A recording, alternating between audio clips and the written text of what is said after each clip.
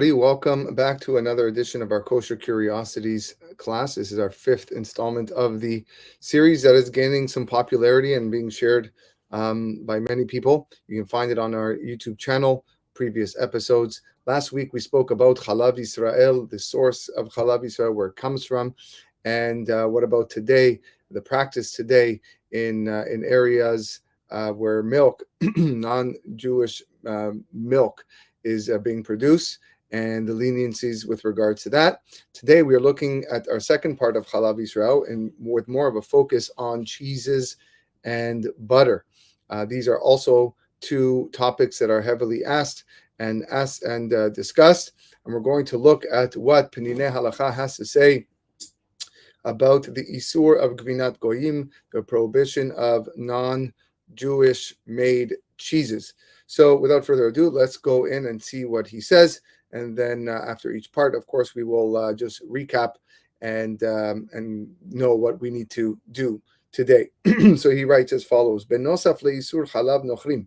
In addition to the prohibition of non-Jewish milk, asru chachamim gam gvinat goyim. The rabbis also forbade the cheeses of the non-Jews. Hainu shegam im hachalav kasher, even if the milk is kosher. Kegon she'agoy kana oto miYisrael. Like, for example, the non-Jew bought the milk from the Jew, or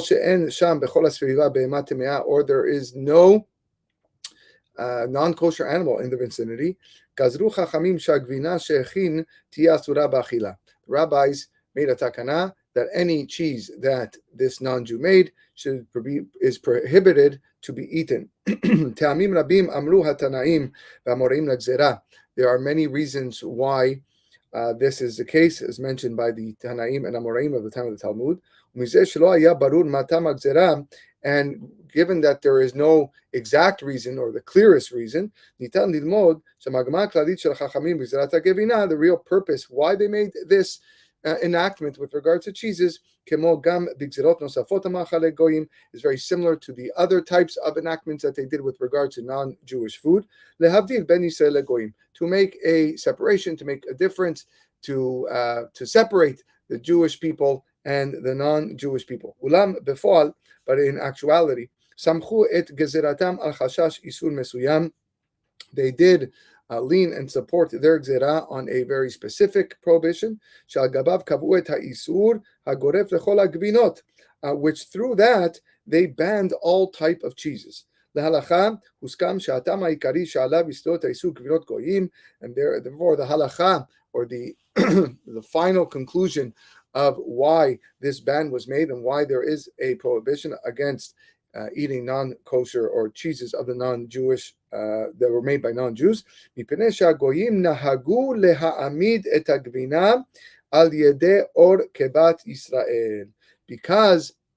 the non-Jews would always take the kebab, the stomach, the skin of the stomach of a nevela, of a non-kosher animal, to use to an animal that is kosher but is nevela. It was killed. It was not shechted properly in order to make the cheese, and that is what makes non-Jewish made cheese not kosher. Even though, of course, as we will see, you cannot make cheese from any non-kosher animal. It has to be made from a kosher animal, but nevertheless, since the animal was a nevela, which means it was not shechted properly, and the non-Jews are using the skin, the liner, to help make that cheese, that's why the rabbis forbade the consumption of non-Jewish made cheese.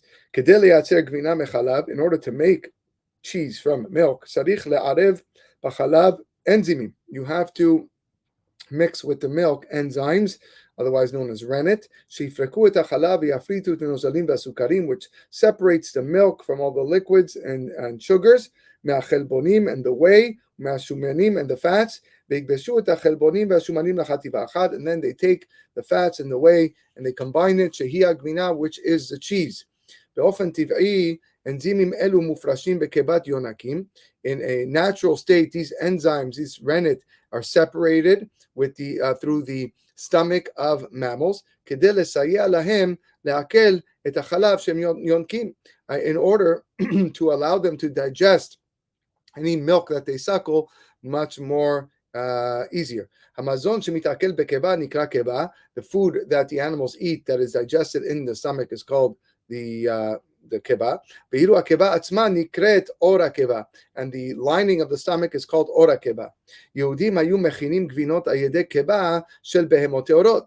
The Jewish people would, when they make cheese, they would use the stomach of a kosher animal. כלומר, השתמשו בתכולת הקיבה שבה היו מצויים אנזימים אלו כדי לגוון אל החלב.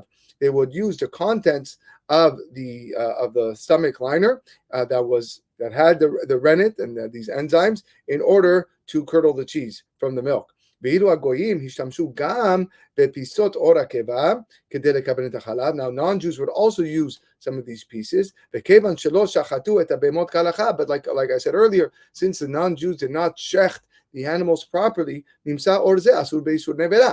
This skin, this stomach lining is asur, cannot be eaten because the animal has a status of nevela. And any cheese that came out from there becomes prohibited. Now, if you know, as we're going to get to later on in this series, we know that whenever you have a substance that is asur, or something that's prohibited or non-kosher, and you have 60 times of kosher versus a non-kosher, it nullifies what is non-kosher. That's something that we're going to get to later on. So you would think that in this case there is much more milk than the stomach liner that's being used to to curl the cheese. Nevertheless,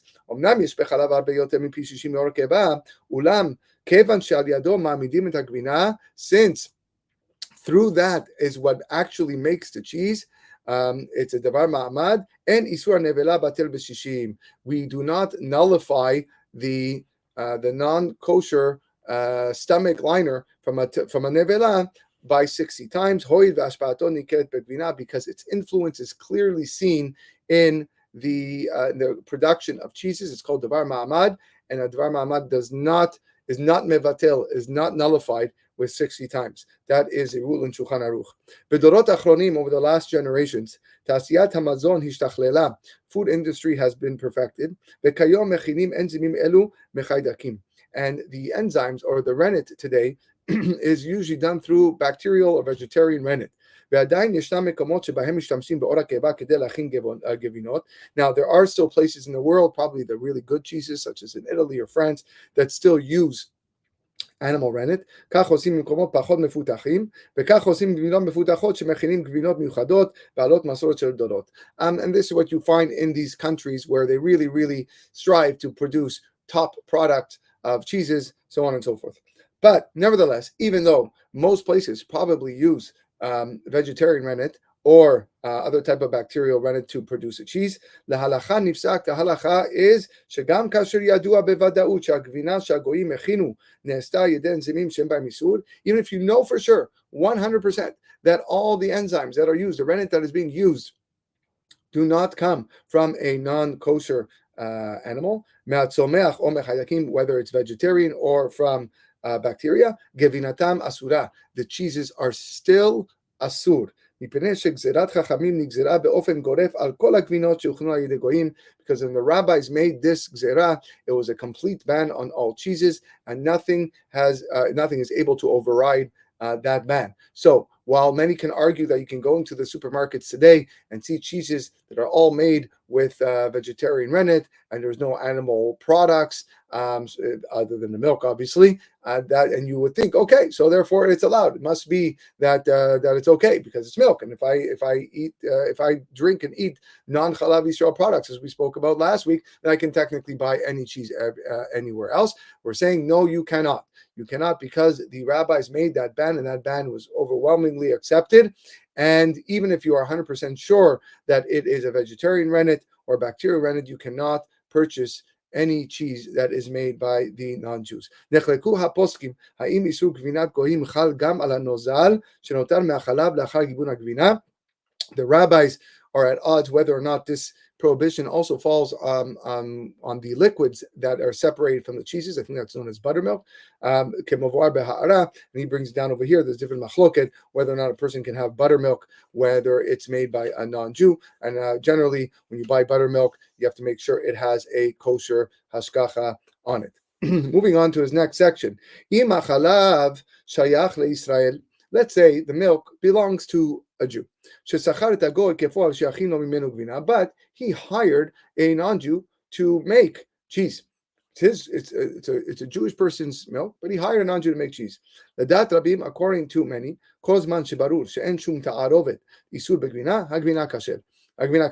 as long as you know for sure that there was no mixture coming from outside when making that cheese, the cheese is kosher. Sheken asru chachamim gvinat goyim, because the rabbis only prohibited gvinat goyim, the cheese of a non-Jew. Hainu gvina she'asa hagoy me'achalav shelo, which is what the non-Jew made with his own milk. Velo gvina she'asa mechalav sheyach leIsrael, but not with regards to milk that belonged to a Jew that just a non-Jew made.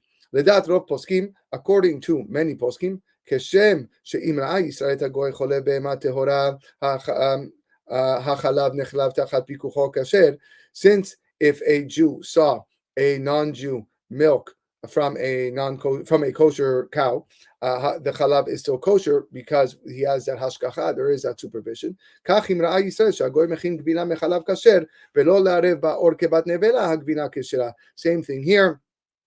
If the Jew was watching over the non-Jew make the cheese and he ensured that there was nothing coming from a non-kosher source, then the cheese is kasher. V'yesh omrim, so most poskim hold like that.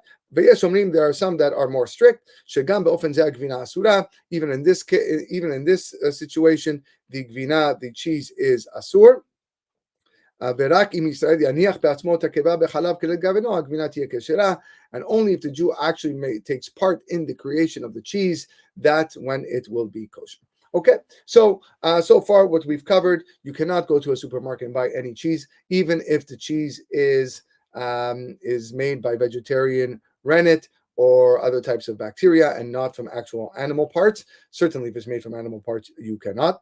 But even if it's not, we're saying you cannot do so. However, according to most poskim, if the Jew owns the milk and is hiring a non-Jew to make the cheese for him, as long as he's watching him, then that cheese is kosher. His next section is an important one. It speaks about gvinot rakot. Gvinot rakot are soft cheeses, and these are everyday cheeses that we see in the supermarket, and they have a different status as we are going to see. The rabbis are at odds also with regards to soft cheeses. Kedugmat gvina levana, for example, cream cheese, cottage, that's cottage cheese, leben, and yogurt. Yogurt is also a soft cheese. Ricotta is also included in soft cheeses. Which is created through natural fermentation. When you put milk in a warm area, naturally, through the bacteria that's in the milk, that milk is going to curdle and it's going to thicken. That's what happens naturally in a warm environment. The first stage, it becomes leben. And then as it goes on, it turns into soft cheeses, like different types of cheeses I mentioned before. In order to speed up the process, they take leftovers of fermented milk or other types of cheeses that may have fermented, which has other bacteria. It's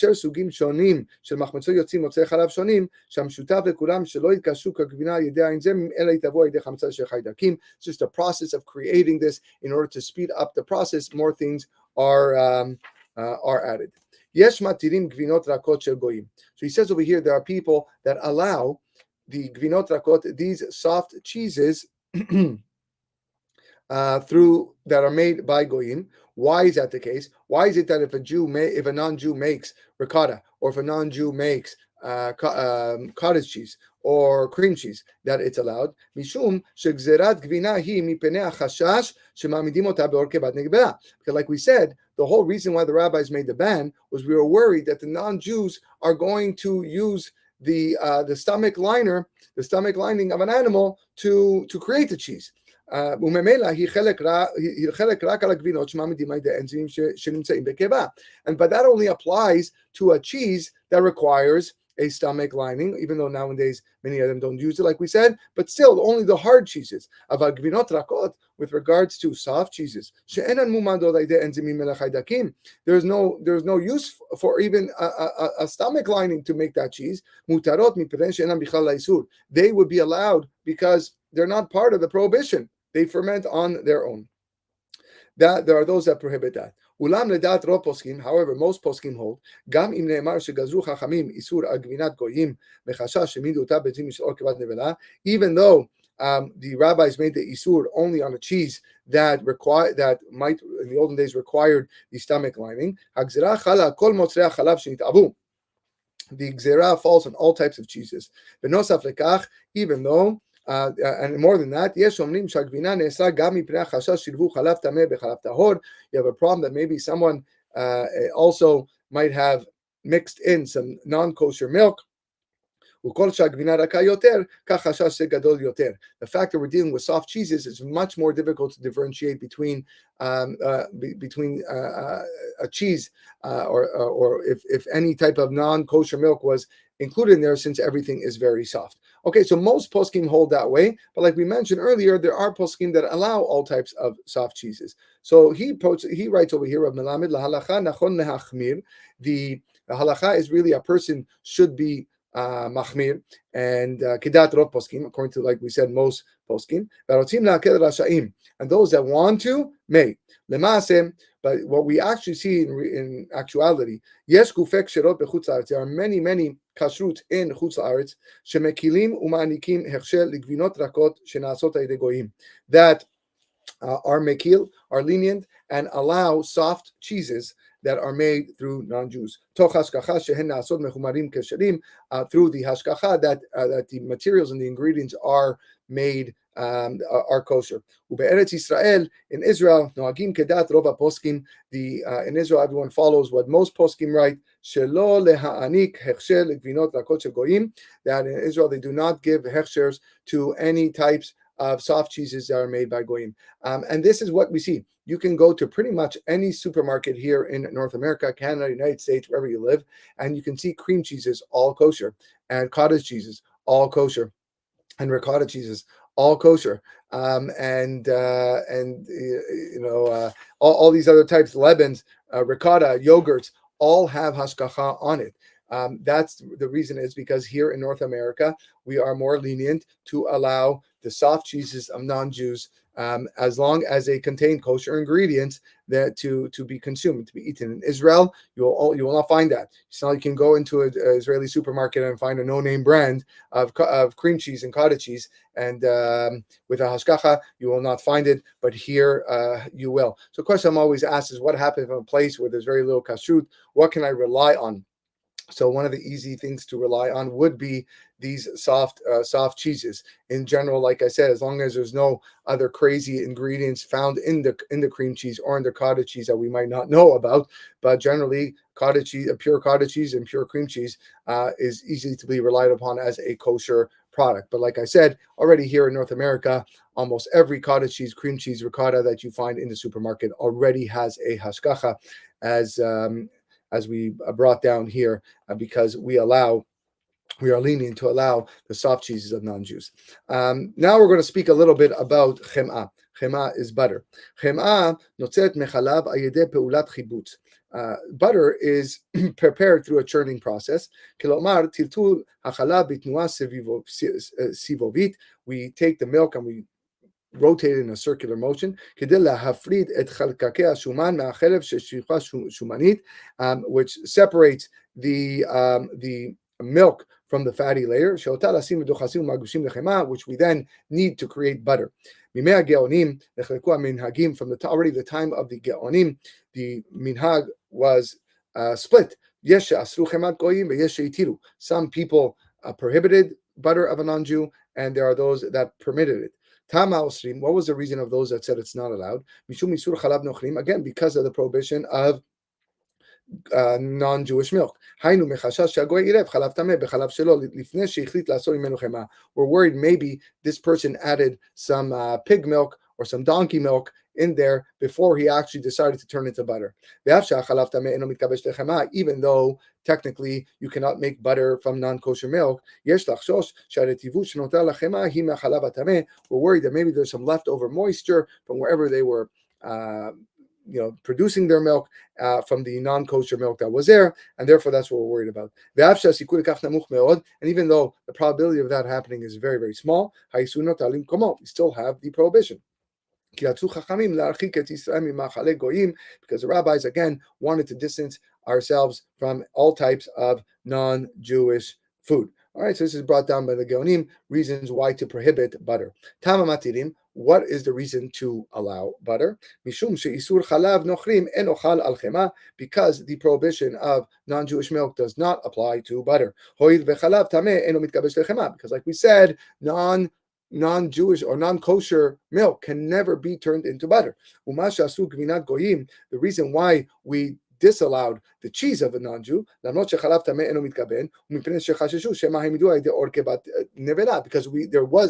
there was a chance, a possibility that they use stomach lining, because that's the way it used to be. With regards to butter, but with regards to butter, this there is no possibility for it to be made non-kosher from a non-kosher animal. So therefore, there is no prohibition. Rambam, according to the Rambam, until the liquids evaporate. If you cook the butter until the liquids evaporate, there is no problem whatsoever, according to the Osrim, to those that prohibited. Because even if there was any remnants of non-kosher milk, that would be evaporated, wouldn't exist anymore, and therefore it is allowed. And that is what most poskim write, including the Shulchan Aruch and the Ramah. However, there are times, misibot shonot, for various reasons, the rabbis prohibited butter. Sometimes non-Jews may have churned the butter and made the butter in utensils that had previously been used for non-kosher foods. So,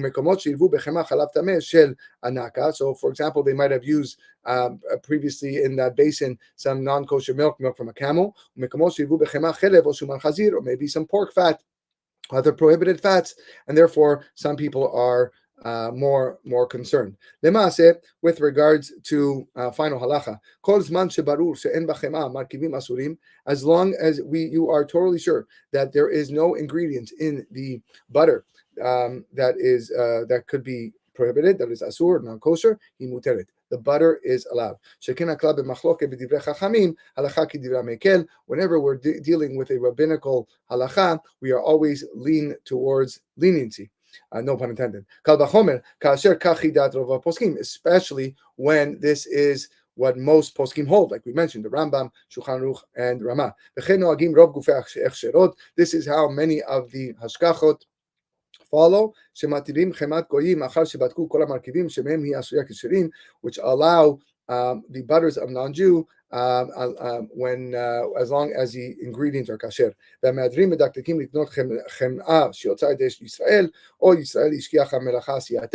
that want to be extra strict can make sure to buy Jewish butter, or making sure that a Jew is watching over the process, but that is unnecessary. Butter is one of the easiest things you can buy anywhere in the world, especially in developed countries.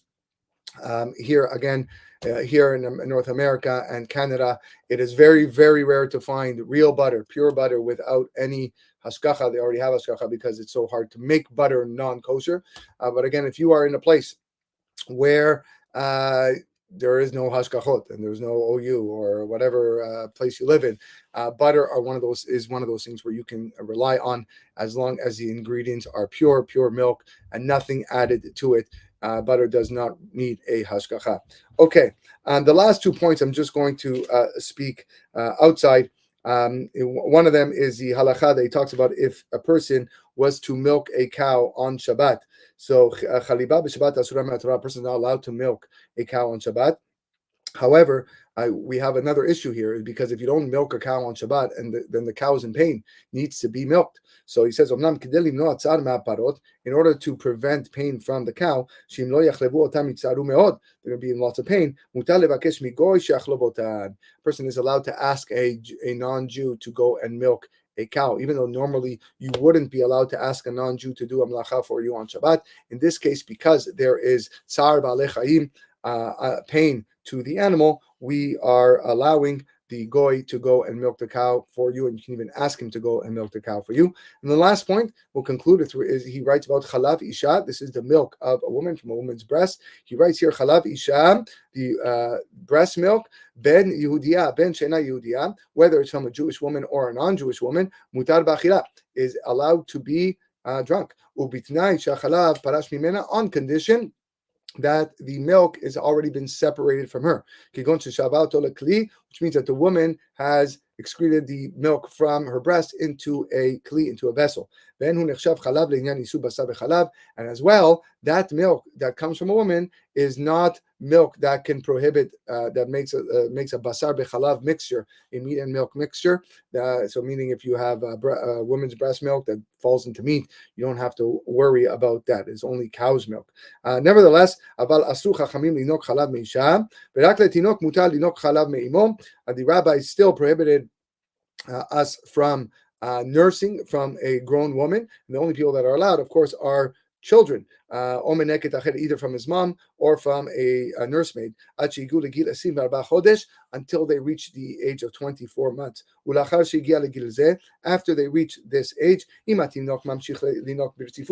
the baby just continues nursing, then up to age 4, that is a maximum where a child can nurse. And if he's really, really weak, then maybe even up to the age of 5. But once a child reaches the age of 2, and he goes 3 days without suckling from his mother's breast, and that 3-day pause was not because he was sick. At that point, it becomes forbidden for you, for any mother or nursemaid, to nurse this child, because his deen, his law, is now like an adult.